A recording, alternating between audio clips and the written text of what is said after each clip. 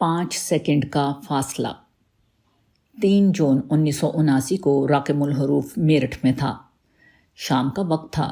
میں اور مولانا شکیل احمد قاسمی صدر بازار کی سڑک پر ایک ساتھ جا رہے تھے۔ اس کے بعد اچانک ایک واقعہ ہوا۔ ہمارے سامنے ایک مکان کے آگے کا حصہ دھماکے کے ساتھ گر پڑا۔ اینٹ اور پتھر سڑک پر ڈھیر ہو گئے۔ اس وقت ہم دونوں جائے حادثہ سے بمشکل 5 سیکنڈ کی مسافت پر تھے۔ اگر ہم 5 سیکنڈ آگے ہوتے یا مکان 5 سیکنڈ بعد گرتا تو یقیناً ہم دونوں اس کی زد میں آ جاتے۔ ہمارا سفر شاید درمیان ہی میں ختم ہو جاتا، جس کی منزل ہم نے بہت آگے سمجھ رکھی تھی۔ میں نے سوچا، آدمی اور اس کی موت کے درمیان صرف 5 سیکنڈ کا فاصلہ ہے۔ کسی بھی آدمی کے لیے ہر آن یہ اندیشہ ہے کہ اس کا 5 سیکنڈ کا سفر پورا ہو جائے اور اچانک وہ اپنے آپ کو دوسری دنیا میں پائے۔ آدمی اگر اچھی طرح اس بات کو جان لے کہ اس کے اور موت کے درمیان صرف 5 سیکنڈ کا فاصلہ ہے تو اس کی دنیا بالکل بدل جائے۔ وہ ایک اور ہی قسم کا انسان بن جائے۔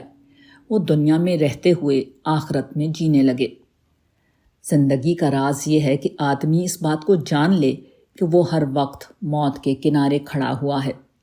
ایسی موت جس کے مان بعد آدمی حدیث کے الفاظ میں یا تو جنت کے باغوں میں سے ایک باغ میں داخل ہو جاتا ہے یا دوزخ کے گڑھوں میں سے ایک گڑھے میں جا گرتا ہے۔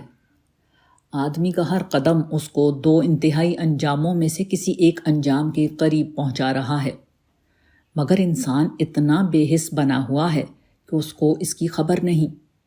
لوگ جھوٹی خدا پرستی پر بھروسہ کیے ہوئے ہیں، حالانکہ آخرت میں صرف حقیقی خدا پرستی کسی شخص کے کام آئے گی۔ حقیقی خدا پرستی یہ ہے کہ آدمی اس طرح اللہ سے ڈرنے لگے کہ وہ اس کے ذہن پر چھا جائے، وہ اس کے صبح و شام کا نگراں بن جائے، وہ جو کچھ کرے یہ سمجھ کر کرے کہ وہ خدا کے سامنے ایسا کر رہا ہے۔ اس کو دنیا سے زیادہ آخرت کی فکر ستانے لگے۔